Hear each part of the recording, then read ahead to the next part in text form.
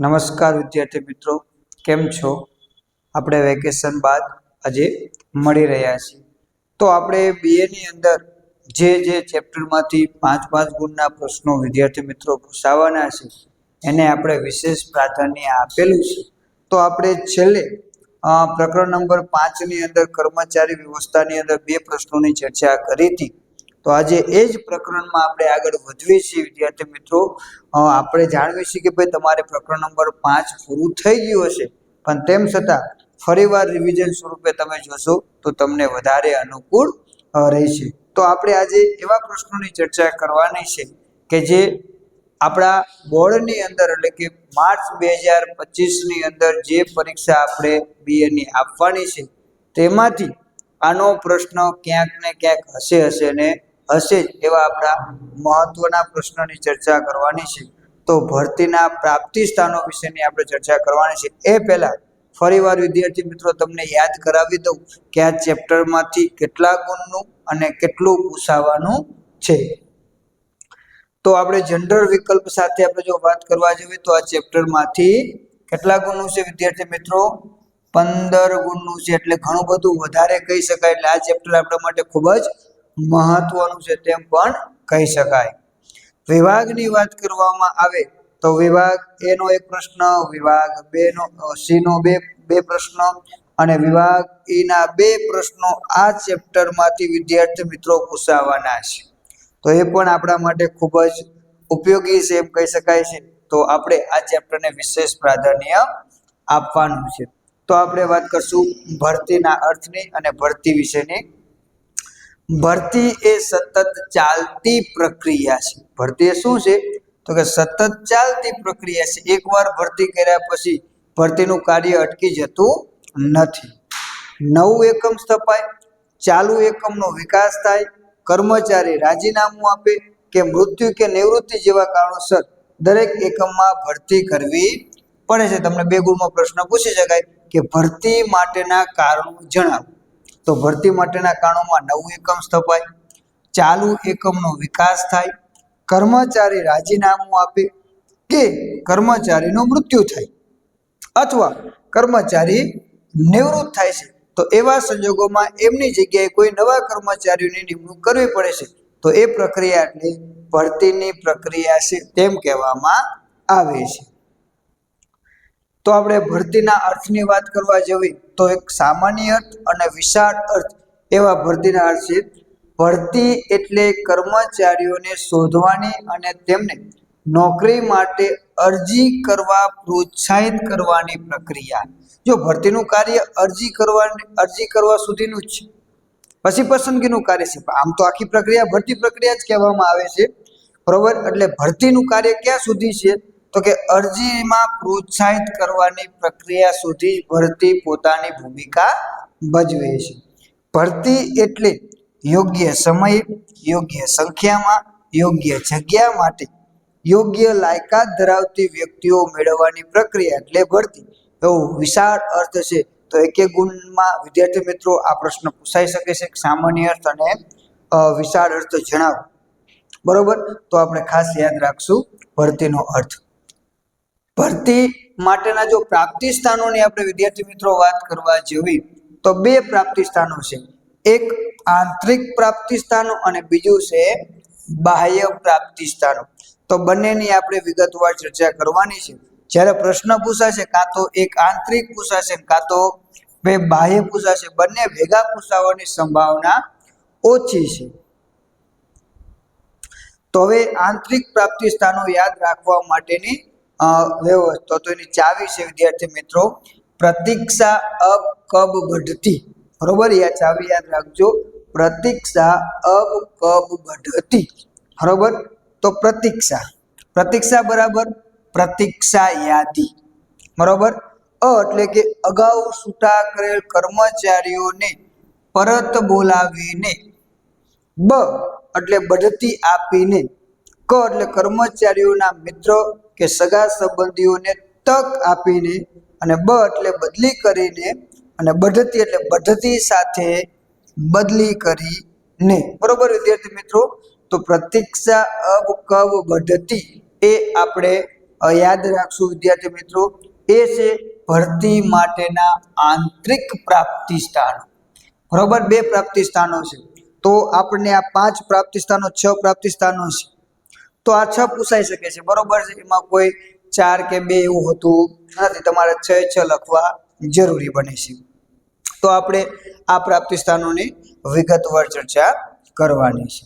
તો પહેલું જ છે પ્રતીક્ષા યાદી. બરોબર, હવે આંતરિક પ્રાપ્તિ સ્થાનો એટલે શું? તો કે આ કંપની છે, કંપનીની અંદર કે એકમની અંદર જે ભરતી પ્રક્રિયા પૂર્ણ થઈ જતી હોય તો એ આંતરિક પ્રાપ્તિ સ્થાનો છે. બાહ્ય પ્રાપ્તિ સ્થાનો એટલે કંપનીની બહારના છે, પણ આંતરિક પ્રાપ્તિ સ્થાનોમાં પહેલું છે પ્રતીક્ષા યાદી. ભૂતકાળમાં જાહેરાત આપીને ભરતી કરવામાં આવી હોય ત્યારે જરૂર કરતા વધુ ઉમેદવારો પસંદ કરી જરૂરિયાત મુજબના ઉમેદવારોની ભરતી કરી વધારાના ઉમેદવારની એક યાદી તૈયાર કરવામાં આવે તો તેને પ્રતીક્ષા યાદી તરીકે ઓળખી શકાય. શું છે? તો કે ભવિષ્યની અંદર જ્યારે જો બાહ્ય પ્રાપ્તિ સ્થાનોની અંદર મહત્વનું છે જાહેરાત. બરોબર, તો આપણે પસંદગીની પ્રક્રિયા જોશું એટલે આપણે જોશું કે ભરતી પ્રક્રિયા બહુ લાંબી છે, કે કર્મચારીઓને બોલાવવામાં આવે છે, એની મુલાકાત કરવામાં આવે છે, એની ઇન્ટરવ્યુ લેવામાં આવે છે, એની પરીક્ષા લેવામાં આવે છે. એટલે આ રીતે ભરતી પ્રક્રિયાની આખી પ્રોસેસિંગ છે કે જે પરીક્ષામાં પાસ થયા પછીનું મેરિટ બને છે, મેરિટમાં પાસ થયા પછી એની ભરતી કરવામાં આવે છે. તો આમાંથી એટલે કે આ પ્રક્રિયામાંથી પસાર થયેલા વ્યક્તિઓ જે છે એમાં ભરતીમાં લાગે છે, એના સિવાયના જે લાગેલા નથી એ વિદ્યાર્થીઓને કે એ ઉમેદવારોને શું કરવામાં આવે છે? એક યાદી તૈયાર કરવામાં આવે છે. તો એ યાદીને આપણે પ્રતીક્ષા યાદી કહેવાય. કદાચ આપણે એવું સાંભળેલું હોય છે કે એનું નામ છે પણ વેટિંગમાં છે. આ વેટિંગમાં એટલે પ્રતીક્ષા યાદીમાં મૂકવામાં આવે. કેમ? તો કે ભવિષ્યમાં જ્યારે આ જ પ્રક્રિયા એટલે કે આ જ સ્થળ માટે કે આ જ લાયકાત માટે જ્યારે કર્મચારીની જરૂર પડે તો ભરતી પ્રક્રિયા આખી બીજી વાર કરવી ન પડે. આ યાદીમાં જેનું પહેલું નામ હોય એને બોલાવવામાં આવે અને એને નોકરી પર રાખી શકાય. એને ન ઈચ્છવું હોય તો બીજા વ્યક્તિને બોલાવવામાં આવે, ત્રીજા વ્યક્તિને બોલાવવામાં આવે. એમ આખી યાદી તૈયાર કરવામાં આવે છે. આ યાદી ભવિષ્યમાં ભરતી માટે ઉપયોગમાં લેવાયેલી છે. એટલે કે આ યાદી એમનામ તૈયાર નથી કરેલી, આખી ભરતી પ્રક્રિયામાંથી પસાર થયેલા ઉમેદવારો છે અને પછી મેરિટ આપેલું છે. બરોબર, એમાંથી 10 જણાની જરૂર તો 10 જણા નોકરી મળી, બાકીના 90 જણાને શું કર્યું? પ્રતીક્ષા યાદીમાં મૂકવામાં આવ્યા. જેના કારણે ભરતી પ્રક્રિયા ફરીવાર કરવી પડતી નથી, કારણ કે ભરતી પ્રક્રિયા કરવા માટે ખૂબ જ સમય અને ખર્ચ પણ થાય છે. એટલે એના માટે આ એક આંતરિક પ્રાપ્તિ સ્થાનનો ઉપયોગ કરવામાં આવે છે.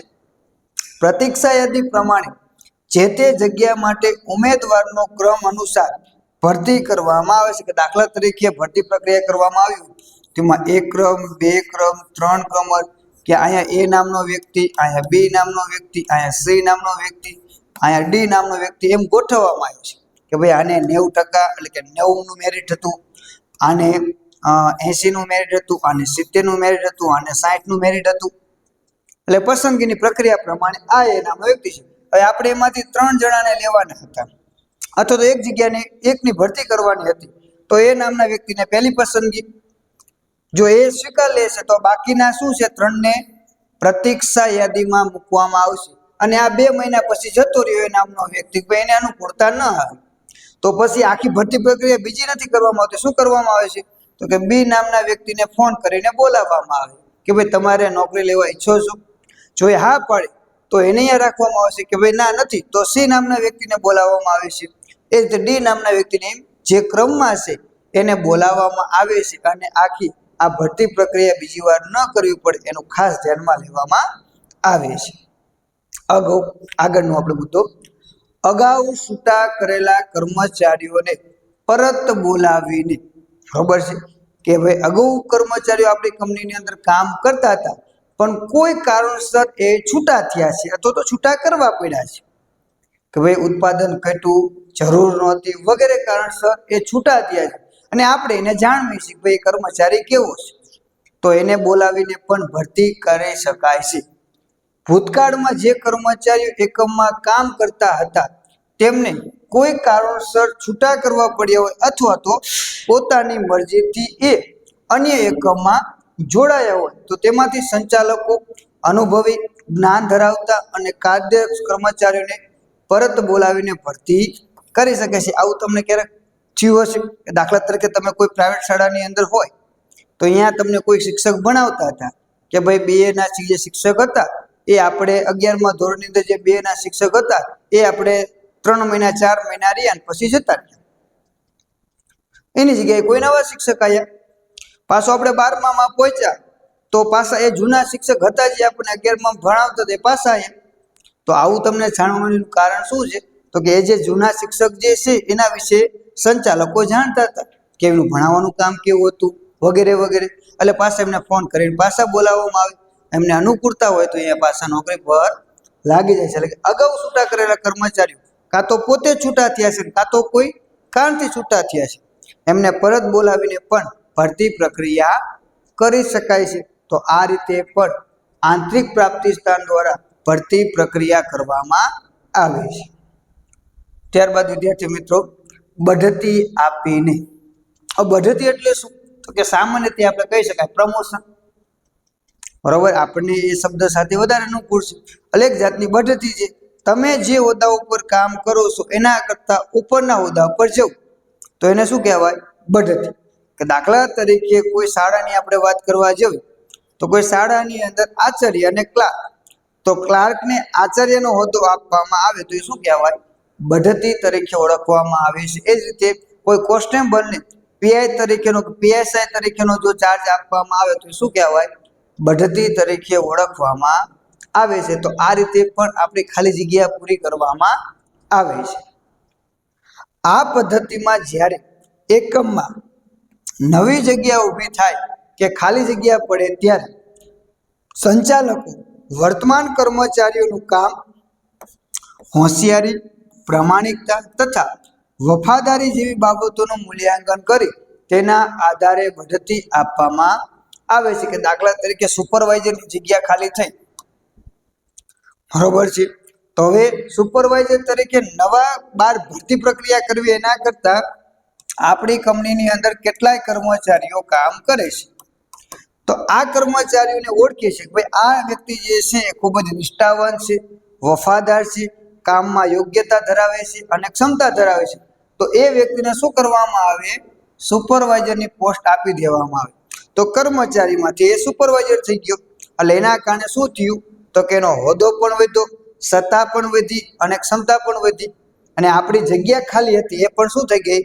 પૂરી થઈ ગઈ. તો આપણો હેતુ શું હતો? કે આ જગ્યાએ કોઈ કર્મચારીની ભરતી કરવાની છે. તો એ આપણને આંતરિક પ્રાપ્તિ સ્થાનમાંથી જ મળી ગયું કે આપણા જ કર્મચારીમાંથી કોઈ વ્યક્તિને એમાં લઈ લેવામાં આવે. તો એ રીતે બે ફાયદો થશે આપણને કે આપણી ભરતી પ્રક્રિયા પણ પૂરી થશે, સાથે સાથે આમાંથી જ કોઈ એકની પસંદગી કરી હોવાથી એનો જુસ્સો પણ વધે છે. પોતાના જ કર્મચારીને ઊંચા હોદ્દા પર લેવાથી તેનો કાર્ય જુસ્સો અને વફાદારી જે છે એમાં શું થાય છે? વધારો થતો હોય તેમ આપણે કહી શકાય. તો આપણને સારી બાબત, કર્મચારી માટે પણ સારી બાબત અને એકમ માટે પણ સારી બાબત છે તેમ આપણે કહી શકાય. બઢતીના કારણે કર્મચારીનો પગાર, હોદ્દો, સત્તા અને જવાબદારીમાં વધારો થાય છે. કારણ કે એને ઊંચી સત્તા મળે, કોઈ ક્લાર્કમાંથી પ્રિન્સિપાલમાં જાય છે તો એનો પગાર વધારે છે, સામે જવાબદારી વધે છે, કામ વધે છે, સત્તા પણ વધે છે. માત્ર પગાર એક નથી વધતો, જવાબદારીમાં પણ સાથે સાથે વધારો થતો હોય છે. તો આ પણ એક આંતરિક પ્રાપ્તિ સ્થાન જ છે. બહારથી કોઈ કર્મચારી લાવવાની વાત છે નહીં. આગળ વિદ્યાર્થી મિત્રો, કર્મચારીઓના મિત્રો કે સગા સંબંધીઓને તક આપીને. તો આ પણ એક બાબત છે કે ભાઈ જે એકમમાં કર્મચારીઓ કામ કરે છે એ જગ્યા ખાલી પડે છે તો એ કર્મચારીને જ કહેવામાં આવે કે ભાઈ આ તમારી જગ્યાએ કામ કરે છે, એ જગ્યાએ તમારો કોઈ લાગતા વળગતા હોય તો એમને કહો તમે. એટલે એના કારણે શું થશે? તો કે જે કર્મચારી કામ કરે છે એનો મિત્ર કે એના સગા સંબંધી કંપનીમાં કામ કરશે તો બંનેને કામમાં પણ અનુકૂળતા રહેશે, આવવા જવામાં અનુકૂળતા રહેશે. એટલે એના કારણે એ પણ પ્રોત્સાહિત થતો હોય તેવું જોવા મળે છે. એકમમાં ખાલી પડતી જગ્યાઓ ભરવા માટે વર્તમાન કર્મચારી કે જે આપણા કર્મચારીઓ છે તે વર્તમાન કર્મચારીને માહિતી આપવામાં આવે છે કે યોગ્ય લાયકાત ધરાવતા તેમના સગા કે મિત્રોને ભલામણ કરવા જણાવવામાં આવે છે, તેઓ પાસેથી અરજી મેળવી ભરતી કરવામાં આવે છે. એટલે કે એમની પાસેથી યોગ્ય લાયકાત ધરાવતા સગા સંબંધીઓ કે મિત્રોને અરજી કરવા માટેની ભલામણ કરવામાં આવે છે અને એ અરજીમાંથી યોગ્ય વ્યક્તિને શું કરવામાં આવે? પસંદગી કરવામાં આવે તો પણ આપણું કાર્ય ઘણું સરળ થઈ જાય તેમ આપણે કહી શકાય. પોતાના સગા કે મિત્રની પસંદગી ભરતીમાં સહભાગી થવાથી કે તક મળવાથી વર્તમાન કર્મચારીના ઉત્સાહમાં શું થાય છે? વધારો થાય છે, એની ધગશ વધે છે. કેમ? તો કે એની સાથે જે કામ કરનાર વ્યક્તિ જે છે એ પરિચિત છે, એને કામ કરવામાં આનંદ આવશે, કામ કરવામાં મજા આવશે, એટલે એના કારણે એની ધગશ પણ વધે છે. સાથે સાથે કે મારા કહેવાથી કંપનીએ આ કર્મચારીની ભરતી કરી છે એટલે એના ગર્વમાં, એટલે કે એના વ્હાઇટ કોલરમાં શું થશે? વધારો થશે, એ પણ કહી શકાય. એટલે પોતે લાગણી અનુભવે છે કે કંપનીએ મારી બાબતોનું પ્રાધાન્ય આપેલું છે, મેં જે કીધું એ કર્મચારીને ભરતી કરવા માટે એમને સહમતિ આપી છે, એટલે એના કારણે એમ સમજે છે કે ભાઈ મારું પણ કંપનીમાં કંઈક વર્ચસ્વ હશે, એટલે પણ એ સારું એવું કામ કરવા તરફ આગળ વધે છે. તો આપણને બે ફાયદા થયા, કર્મચારી સારું કામ કરતો પણ મળશે, સાથે સાથે આપણે ભરતી પ્રક્રિયા પણ પૂર્ણ થશે. ત્યારબાદ બદલી કરેલી. બદલી અને બઢતી આ બે શબ્દ જુદા છે. જ્યારે તમે પોતાના હોદ્દા ઉપર નીચેના હોદ્દાથી ઉપરના હોદ્દા ઉપર જાઓ છો તો એને શું કહેવાય? બઢતી. બરોબર છે. પરંતુ તમે એક સ્થળેથી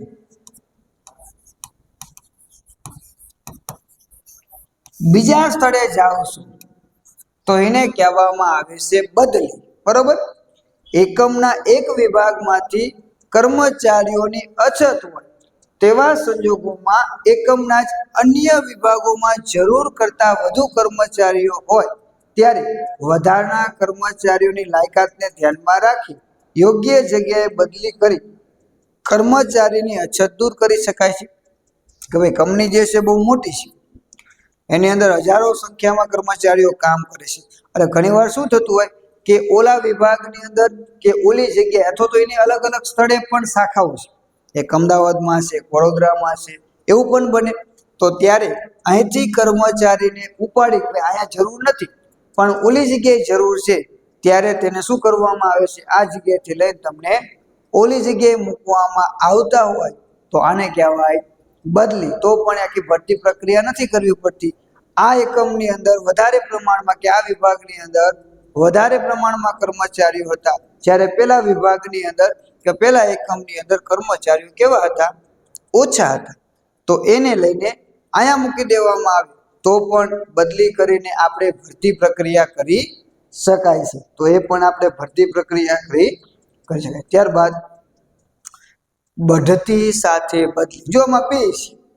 બઢતી એટલે કે તમને નીચેના હોદ્દા ઉપરથી ઉપરનો હોદ્દો પણ મળે છે, સાથે બદલી પણ મળે છે.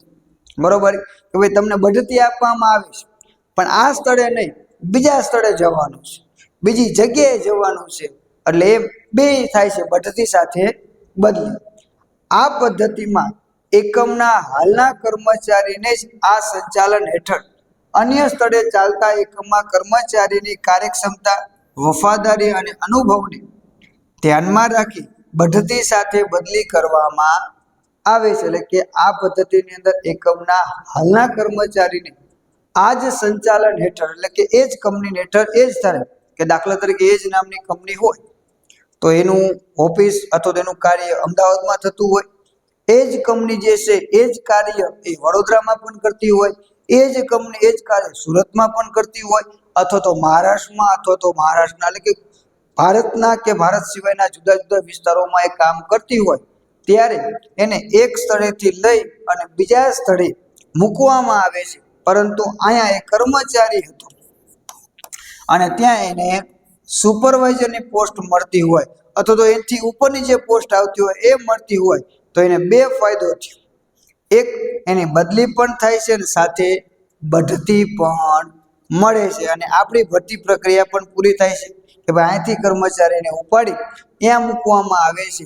એટલે આમ બંનેને ફાયદો થતો હોય તેવું જોવા મળે છે. દાખલા તરીકે મનપસંદ શહેરમાં કે વતનની નજીક બઢતી સાથે બદલી કરવામાં આવે તો આથી કર્મચારીનો કાર્ય જુસ્સો અને ઉત્સાહ પણ વધારી શકાય છે. એટલે કે જે પસંદ દાખલા કોઈ દૂરના સ્થળે કામ કરતું હોય અને એ ક્યાંય કાંઈ અમદાવાદમાં રહેતો હોય ને એ ક્યાંય કચ્છમાં કામ કરતો હોય અથવા તેનાથી દૂરના વિસ્તારોમાં કામ કરતો હોય, જ્યારે એને પોતાના વિસ્તારોમાં લાવવામાં આવે છે, ભાઈ અમદાવાદ કંપની છે તો ત્યાં લાવવામાં આવે અને સાથે બઢતી આપે તો એને બે ફાયદો થયો.